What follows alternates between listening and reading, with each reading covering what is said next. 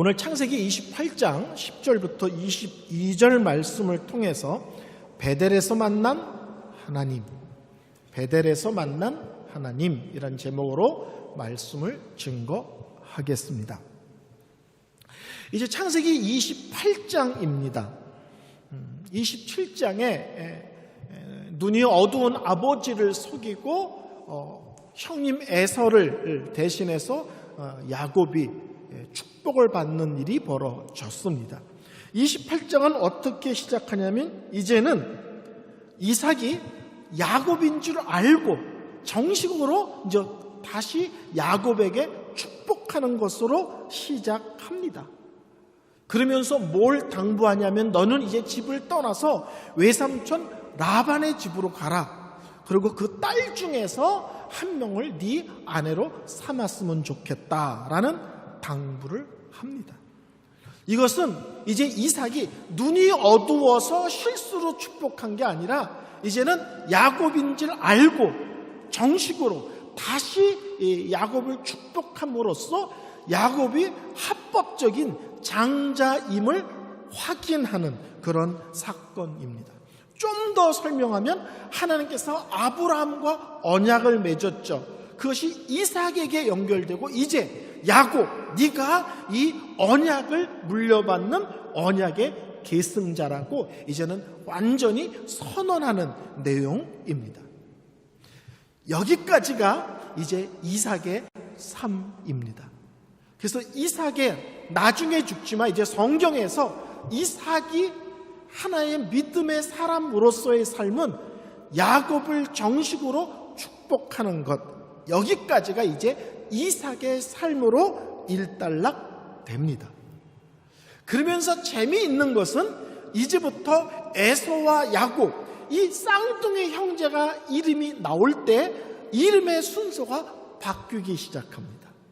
이제부터는 야곱이 먼저 나오고 에서가 뒤에 나옵니다. 그래서 5절 보면 이에 이삭이 야곱을 보내매 그가 밧단 아람으로 가서 라반에게 이르렀으니 라반은 아람 사람 부두엘의 아들이요 야곱과 에서의 어머니 리브가의 오라비더라. 형님이 먼저 나와야 되는데 이젠 누가 먼저 나와요? 야곱이 먼저 나옵니다. 야곱과 에서. 창세기를 지금 43번째 듣고 계신데 기억하시나요? 성경에서 아들 이름이 나올 때 첫 번째 나오는 사람이 큰아들이란 뜻이 아니다. 기억하십니까? 노아의 세 아들 셈, 함, 야벳. 셈이 먼저 나오는데 셈이 큰아들이란 뜻이 아니라 하나님이 놀라운 구원의 역사를 이루시는데 그 세 아들 중에 누구를 들어 쓰느냐를 나타내는 거예요. 셈을 통하여 역사한다 이거예요. 데라의 세 아들이 있죠. 아브라함, 나홀, 하란. 여기서 아브라함은 맏아들이란 뜻이 아니라 이제부터 하나님이 구원의 역사를 아브라함을 통해서 일하신다. 아브라함이 하나님의 역사에 전면으로 내세우는 하나님의 사람이다. 이거를 설명하는 거예요. 그래서 이 축복 사건으로 이제는 에서와 야곱이 아니라 야곱과 에서 이렇게 나옴으로써 이제 성경이 공식적으로 야곱이 하나님께서 허락한 언약의 계승자이며 앞으로 하나님은 이 사람을 통해서 크고 놀라운 일들을 행하실 거라고 선언해 주시는 것입니다. 그러면서 이제 창세기 28장부터 본격적으로 야곱의 시대가 시작됩니다. 그럼 박수 막 쳐야 되는 거 아닌가요? 여러분 이제부터 야곱의 시대가 시작됩니다. 와 이런 거죠. 항상 저만 재밌습니다. 근데 참 가슴 아픈 것은 야곱의 시대가 시작되는데 어떤 식으로 시작되느냐? 도망자 신세로 20년이라는 세월을 보내야 되는 그 첫 출발로 시작됩니다. 우리가 잘 아는 대로 야밤 도주를 하죠. 그리고 다른 사람도 아니고 형에게 생명의 위협을 느끼게 됩니다. 집을 떠나지만 우리는 야곱의 인생을 알기 때문에 이것이 20년이라고 얘기하지만 이제 집을 떠나는 야곱의 입장에서는 언제 돌아올지 기약 없는 도망자 신세가 시작됩니다. 가슴 아픈 것은 이 모든 것을 저지른 것이 자기 자신인 거예요. 그러니까 누굴 탓할 수가 없어. 지가 저지른 일이야. 그러니 누구를 원망할 수도 없는 그런 한심한 그리고 안타까운 인생으로서 이제 인생이 시작됩니다. 이제 이 야곱은 아버지 집에서 떠나서 어디까지 가냐면 일단 루스라는 곳으로 갑니다. 나중에 이곳이 베델이라는 이름으로 지역 이름이 바뀌죠. 집에서 루스라는 곳, 흔히 베델이라는 곳은 약 100km 정도 떨어져 있습니다. 그 당시에는 길이 좋지도 않고 또 안전하지도 않았기 때문에 학자들은 보통 한 3일 길 정도 갔을 거라고 봅니다. 3일 정도 지났는데 밤이 됐어요. 잠을 자야 되는데 베개도 없어. 그래서 돌을 하나 끌어다가 돌을 베개에 베고 잡니다. 근데 놀랍게도 그날 밤에 꿈에 하나님께서 이 야곱에게 찾아오시고 야곱에게 놀라운 말씀들을 하시기 시작하십니다. 첫 번째, 돌베개를 베고 자는 처량한 인생인 야곱에게 하나님께서 첫 번째 하신 말씀이 뭐냐면 나는 야곱의 하나님이다 이거예요. 첫 번째 하신 말씀이 나는 야곱의 하나님이다. 13절 볼까요? 나는 여호와니 너의 조부 아브라함의 하나님이요 이삭의 하나님이다. 그럼 또 성도님들이 따지실 거예요. 여기 야곱의 하나님이란 말이 없잖아요. 그 얘기가 그 얘기인 거예요. 야곱에게 나타나서 나는 너희 할아버지 아브라함의 하나님이고 네 아버지 이삭의 하나님이야. 그 얘기는 뭐예요? 이제부터는 내가 너 야곱의 하나님이라는 사실을 알아. 나는 이제부터 너의 하나님이야. 야곱의 하나님이야를 실제로는 말씀하시고 선언하시는 것입니다. 참 놀랍죠. 언제 돌아올지 모르는 기약 없는 인생, 형이 자기를 추격해 죽일지도 모르는 두려움에 쌓여있는 이 야곱에게 그 깊은 밤 하나님께서 찾아오신다고요. 여러분, 이런 것은 아주 신앙에서 아주 우리 익숙한 개념입니다. 그것이 뭐냐면 우리 하나님은 우리가 가장 힘들 때, 가장 외로울 때, 그리고 우리가 사방이 다 막힌 것 같았을 때 놀랍게도 아주 생생하게 찾아오시고 분명하고도 강력하게 말씀하여 주시고 편안할 때는 체험할 수 없었던 특별한 은혜를 부어주시는 하나님이라는 사실입니다. 그래서 우리는 평탄한 인생을 살고 싶지만 평탄한 인생만으로는 절대 신앙이 깊어지지가 않습니다. 사람은 절망의 시간에, 위기의 시간에 나에게 아무 소망이 없다, 내가 할 수 있는 것은 하나도 없다는 것을 깊이 깨달았을 때 그때 하나님의 사랑이 얼마나 놀라운지, 하나님의 능력이 얼마나 놀라운지, 하나님이 나와 함께 하시는 것이 얼마나 놀라운지, 하나님이 나를 인도하시며 간섭한다는 게 얼마나 놀라운지를 머리로 아는 것이 아니라, 입으로만 아는 것이 아니라 뼛속 깊게 머리부터 발끝까지 온 인격을 통해 체험하게 됩니다. 특별히 우리 교회 젊은이들은 이런 사건은 여러분에게 어떤 의미가 주어지는 줄 아세요? 어렸을 때부터 부모님의 손에 끌려서 교회를 다녔는데 내 인생에 한 번 이런 일이 벌어지면 이제까지는 엄마 하나님, 우리 아버지 하나님이 아니라 이런 사건을 통해서 나의 하나님, 내 하나님이라는 것을 깨닫게 되고 믿음의 새로운 전환점이 생깁니다. 신앙의 신비로움은 뭐냐면 하나님께서는 야곱이 태어나기 전부터 사랑하셨죠. 태어나기 전부터 아브라함과 이삭을 잇는 언약의 계승자로 이미 하나님이 정해 놓으셨습니다. 그리고 우리 하나님은 야곱이 넘어지든지 열심히 앞을 향해 달리든지 관계없이 한결같이 언제나 야곱을 바라보고 계시고 야곱의 하나님이셨습니다. 자격 없는 이 야곱을 하나님의 사랑을 받기에 합당한 사람으로 끌어올리시며 만들어내시는 하나님이십니다. 그리고 어떤 일이 있어도 이것을 포기하지 않으신다는 거예요. 무슨 말인지 아시겠죠? 야곱은 이 베델에서 하나님이 여기에 계시는구나, 하나님이 나에게 말씀하시는구나, 이런 것들을 충격적으로 깨닫지만 믿음의 신비로움은 뭐냐면 나중에 돌아보니까 이 사건을 통해서 하나님을 하나님으로 깊이 있게 만나긴 했지만 돌아보면 하나님은 계속 나의 하나님이셨어. 계속 나를 붙들고 계셨어. 계속 내 삶을 간섭하시며 인도하고 계셨어. 이런 사건을 통해서 하나님이 이러신 분이라는 것을 새롭게 깨닫고 확인했을 뿐이라는 사실입니다. 하나님은 계속 야곱의 하나님이셨습니다. 근데 절망 속에 빠져있는 처량한 야곱의 그 돌베개를 베고 누워있는 야곱에게 찾아오심으로써 하나님의 그들의 삶 속에서, 야곱의 삶 속에서 내가 너의 하나님 되심, 그 하나님이 나의 하나님 되심을 뼛속까지 깨닫게 되고 확인시켜 주셨을 뿐이라는 사실입니다. 성도 여러분, 그렇죠? 오늘 주신 은혜가 너무 좋아서 막 감사하고 눈물을 흘리고 찬양하는데 잠깐 돌아보면 오늘 찬양처럼 내 인생에 하나님의 은혜가 아닌 게 어디 있었어요?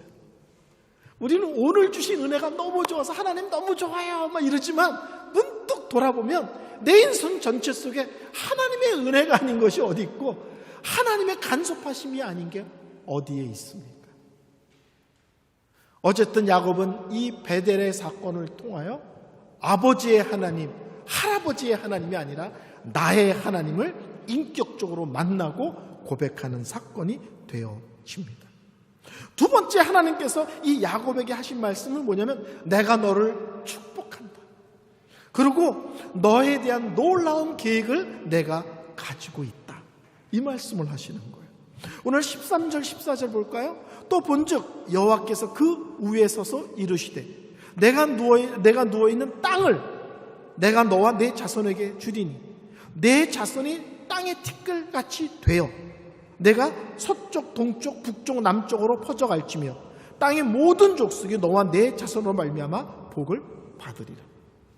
하나님께서 돌베개를 베고 있는 처량한 신세인 야곱에게 놀랍게도 세 가지를 약속하세요. 다 아시는 얘기죠? 땅, 첫 번째. 두 번째, 자손. 다 아시는 얘기죠? 세 번째 뭐냐면은 열방에 대한 것. 열방은 모든 민족에 대한 것이에요. 이것은 아브라함에게도 하셨고 이삭에게도 하셨어요. 참 놀라운 것은 내가 너를 축복하는데 내가 너를 축복하는 것은 너 혼자 잘 먹고 잘 살게 하기 위한 것이 아니라 너로 말미암아 그리고 너의 자손으로 말미암아 모든 민족과 열방이 복받게 하기 위해서이다. 이게 뭔 얘기예요? 예수 믿으면 부자 된다는 얘기가 아니고요. 이 아브라함, 이삭, 야곱 요 계열이 예수님이 오시는 구원의 통로가 된다는 얘기예요. 너와 네 자손으로 말미암아 모든 민족이 복을 받는 게 뭐예요? 예수님 오셔서 우리를 구원해 주시는 사건을 얘기하는 겁니다. 그래서 이건 아브라함에게도 약속하셨고 이삭에게도 약속하셨고 야곱에게도 또 약속하신 것입니다. 이렇게 말씀하심으로 또 뭘 얘기하는 거예요? 네가 아브라함과 이삭을 잇는 언약의 계승자임을 똑같은 내용을 축복하심으로써 이제는 하나님께서 확인시켜 주시는 것입니다. 제가 지난번에도 설교할 때 말씀드렸는데 또 성경은 이렇게 나오죠. 지금 야곱은 도망가요. 두 가지 문제가 있죠. 도망가는 거, 형이 쫓아와서 죽일지도 모른다는 거. 그러면 하나님께서 이렇게 말해요. 걱정하지 마. 내가 너 살 거 다 준비해놨어. 이렇게 해야 위로가 되잖아요. 또 걱정하지 마, 형이 안 쫓아올 거야. 이렇게 해야 위로가 되잖아요. 근데 하나님은 그거를 생략하고 다음으로 넘어가요. 땅 줄게, 자손 줄게. 이게 뭔 얘기인 거예요? 살아나야 땅도 차지하고, 그렇죠? 아직 야곱은 총각이거든요. 근데 이렇게 말하잖아요. 예쁜 여자 준비해놨어. 이렇게 말하지 않고 자손을 줄게. 죽지 않는 정도가 아니라, 결혼하는 정도가 아니라 너에게 자손을 줘서 그 자손을 통해 놀라운 일들이 벌어지게 할 거야. 그러니까 하나님은 눈에 보이는 죽지 않게 해주세요, 살 것을 마련해 주세요, 여기에 대한 답이 아니라 그것은 당연하고 그 다음, 더 나아가서 그 다음 얘기까지도 하시는 것입니다. 살려줄게 차원이 아니라 네가 누워있는 이 땅이 너와 네 자손 것이 될 거야. 네 자손이 어마어마해질 거야. 그리고 너와 네 자손을 통하여 모든 민족과 열방이 복받는 구원의 역사에 너와 너의 집안이 쓰임을 받는 엄청난 역사가 있을 거야. 이렇게 말씀을 하십니다. 참 재밌죠. 야곱의 입장에서는 안 죽어 정도가 아니라 고난과 절망의 자리에서 하나님은 뭘 얘기하는 거예요? 너는 하나님의 손에 붙들려 있는 엄청난 사명이 있는 사명자야. 이 얘기를 하시는 거예요. 내가 너를 들었을 거야. 내가 너를 통해 그 놀라운 일들을 일으키고야 말 거야. 하나님께서는 이 절망 속에 있는 사람에게 찾아와 만나주시는 것만 해도 감사한데, 하나님은 그 절망의 자리에서 만나주시는 정도가 아니라 너는 사명자라고, 하나님께서 너를 통해 어떤 일을 계획하시는지 너는 알고 있어야 된다고 하나님의 놀라운 계획을 설명해 주십니다. 제가 이렇게 좋아하는 문구들이 있습니다. 문구들. 그 문구 중에 하나가 뭐냐면, 하나님은 우리의 눈물을 결코 낭비하지 않으신다. 제가 마음에 새기고 있는 문구 중에 하나예요. 예수 믿는 사람이 이 믿음의 길을 걸어가면서 흘리는 눈물들이 있다고요. 근데 하나님은 그 눈물을, 그 아픔을 절대로 외면하지 않으시고 그것이 어떤 형식이든지 의미 있고 가치 있는 일이 되도록 변화시켜 주시며 역사하시는 하나님이십니다. 세 번째, 하나님께서 이제는 뭐라고 말씀하냐면 이렇게 얘기합니다. 내가 너를 지킬 것이야. 이렇게 얘기하십니다. 15절, 내가 너와 함께 있어. 내가 어디로 가든지 너를 지키며 너를 이끌어 이 땅으로 돌아오게 할지라. 내가 내게 허락한 것을 다 이루기까지 너를 떠나지 아니하리라.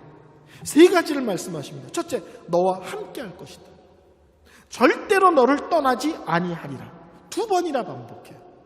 두 번째는 지킬 것이다. 세 번째, 꼭 다시 네 고향으로 돌아오게 하고야 말 것이다. 여기서 강조가 뭘까요? 놀랍게도 내가예요. 내가. 창세기 12장 1절부터 3절 기억하십니까? 내가 아브라함에게 하나님께서 말씀하셔, 내가 내게 지시할 본토 친척 아비집을 떠나 내가 내게 지시할 곳으로 가라 그러면서 말씀하실 때, 그때 제가 강조한 게, 여기서 아브라함이 순종했다, 떠났다보다 더 중요한 게 있다. 모든 말씀의 주어가 내가예요. 내가 내게 지시할 땅으로 가라. 내가 너를 축복하겠다. 내가 너에게 큰 민족을 이루겠다. 내가 너를 건드리는 사람들은 가만 놔두지 않겠다. 전부 다 뭐예요? 하나님께서 아브라함 삶 속에 내가 할 것이다. 오늘 본문에도 내가입니다. 강조가. 내가 너와 함께 할 거야. 내가 너를 지킬 거야. 내가 너를 돌아오게 하고야 말 거야.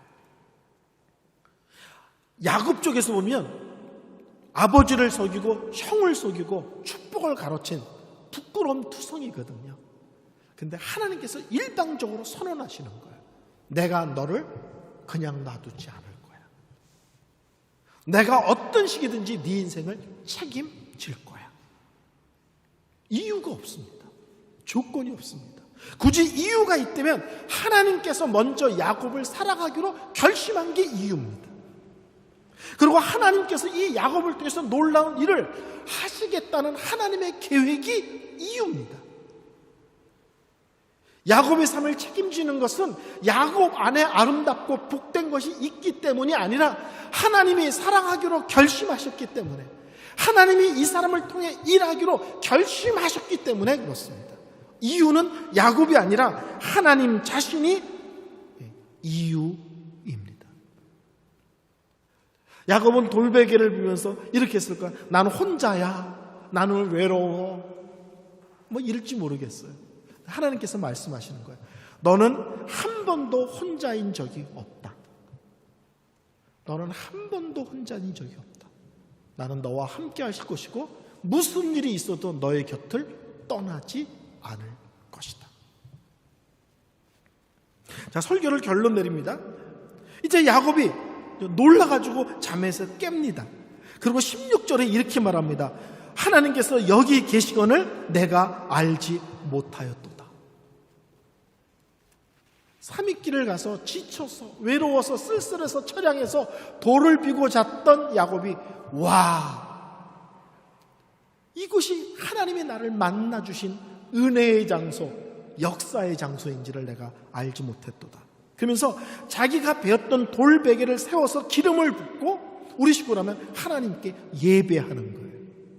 그리고 루스라는 그곳을 이름을 바꿔서 베델, 하나님의 집이라는 이름으로 그 지명을 받고 고백합니다. 그러면서 20절부터 22절에 야곱의 서원이 나옵니다. 근데 이 서원을 해석을 잘 해야 됩니다. 20절부터 22절 보면 야곱이 서원하여 이르되 하나님이 나와 함께 계셔서 내가 가는 이 길에서 나를 지키시고 먹을 떡과 입을 옷을 주시어 내가 평안히 아버지 집으로 돌아오게 하면 여호와께서 나의 하나님이 되실 것이요 내가 기름으로 세운 이 돌이 하나님의 집이 될 것이요 하나님께서 내게 주신 모든 것에서 10분의 1을 내가 반드시 하나님께 드리겠나이다 하였더라. 야곱의 서원이 어떻게 드리면 조건부 서원인 것 같아요. 이렇게 해주시면 내가 이렇게 하겠습니다. 하나님이 기껏 자손을 주고 땅을 주고 너와 네 자손으로 말미암아 천하 만민이 복받는 놀라운 역사가 있을 거야. 그리고 3가지 계약에 함께한다, 지킨다, 돌아오게 한다. 이런 엄청난 얘기를 쏟아놨는데 조건부 서약이면 하나님이 정말로 이렇게 해주시면 그럼 내 입장에서도 가만히 있지 않고 11조도 좀 드리고 감사도 하고 하겠습니다. 이렇게 해석될 수 있어요. 근데 오늘 본문은 조건부 서원이 아닙니다. 하나님이 말씀하신 대로 해주시면 그러면 나도 가만히 있지 않고 하나님 앞에 11조도 잘 드리고 열심히 헌신하겠습니다. 이 얘기가 아니라 하나님이 말씀하신 내용 그대로를 믿는다는 얘기예요. 그러니까는 하나님이 하신 말씀을 자기식으로 다시 읊은 거예요. 내가 갈 때 먹을 것을 주시고 입을 것을 주시고 지키시고 보호하시고 돌아오게 하시겠다는 말씀이죠. 하나님 정말 그런 역사가 있을 때 제가 나의 모든 것 중에서 11조를 하나님께 드리겠습니다. 11조를 드리겠다는 말은 헌금하겠다 이런 얘기가 아니라 뭘 고백하는 거예요? 내 속에 되어진 모든 것이 내 실력이 아니라 하나님의 놀라운 은혜였음을 고백합니다. 뭘로? 11조. 그러니까 11조를 바치는 게 10분의 1이냐 아니냐 이걸 따지는 것이 아니라 내가 앞으로 20년을 돌아다니면서 기적같이 돌아올 것인데 이 놀라운 일들이 끝났을 때 하나님 이 모든 것이 내 실력이 아니라 전체가 하나님의 은혜였음을 하나님의 특별한 간섭이었음을 제가 인정하고 고백하는 표로 11조를 드리겠습니다. 이 얘기를 하는 것입니다. 그러니까 이 야곱의 서원은 하나님이 이렇게 해주시면 나도 이렇게 할게요가 아니라 하나님이 말씀하신 것을 자기식으로 다시 읊은 거예요. 결국 하나님 입을 거 먹을 거 옷 다 책임지시고 이런다는 말씀이죠. 그리고 때가 되면 안전하게 집으로 돌아오게 하시겠다는 뜻이죠. 예, 알겠습니다 하나님. 그러면 제가 나의 갖고 있는 모든 것 속에서 11조를 하나님께 드림으로써 내 인생 전체가 하나님의 은혜였음을 11조를 통해서 고백하겠습니다. 이 얘기인 것입니다. 이해가 되시겠죠? 오늘 이 돌베개를 베고 있는 야곱을 다시 생각해 보세요. 저는 분명히 야곱이 눕자마자 콜국을 잤을 것 같진 않아요. 눕자마자 하나 둘 셋 하고 콜고 자는 사람이 있잖아요. 그러니까 제가 그렇거든요. 근데 제가 요새 불면증이 있어요. 그래서 요새는 하나 둘 셋 하면 잠을 못 자고 한 5 정도 자요. 제가. 근데 야곱이 비계가 없네? 돌이나 밀까? 그러고 탁 하고 코를 골고 잤을 것 같습니까? 제가 보기에는 많이 뒤척였을 것 같아요. 어쩌면 자기 인생가 너무 처량해서 눈물을 흘리다가 잠들었을지도 모르겠습니다. 성도 여러분, 찬송가 387장 혹시 아십니까? 멀리 멀리 갔더니, 그 앞에 가사가 마치 야곱같이 느껴져요. 멀리 멀리 갔더니 처량하고 고나요, 슬프고도 외로워 정치 없이 다니니. 오늘 설교 준비를 하는데 이 앞부분이 딱 지금 야곱의 신세를 노래한 것 같은 느낌이 듭니다. 근데 그 처량하고 차가운 돌베개가 어떤 일이 벌어져요? 하나님을 예배하는 예배 제단이 됩니다. 도망자 야곱이 하나님을 만나는 놀라운 은혜를 통해서 도망자 야곱이 아니라 사명자 야곱으로 변하는 사건이 벌어집니다. 기약 없이 도망가는 신세에서 하나님께서 돌아오게 하시겠다는 소망을 주시는, 소망이 있는 자로 야곱이 변합니다. 우리 하나님은 어떤 하나님입니까?